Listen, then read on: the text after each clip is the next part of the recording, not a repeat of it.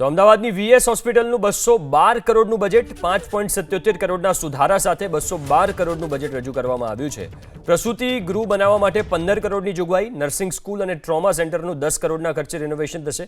નવા તબીબી સાધનો ખરીદવા 16.02 કરોડની જોગવાઈ। ઇમારતમાં સુધારા બાદ 500 બેડની હોસ્પિટલ શરૂ કરાશે। મંજૂરીના અગાઉ રિનોવેશનની કામગીરી અટકી હતી।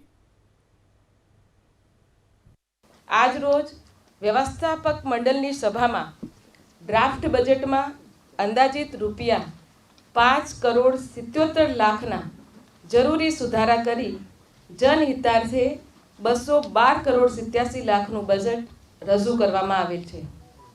शहेरना नागरिकोने वधु गुणवत्ताभर निदान अने सारवार मळे ते माटे जुदा जुदा विभाग में आधुनिक तबीबी साधनों वसावा रुपया 1 करोड़ 62 लाख फाळववामां आवेल छे।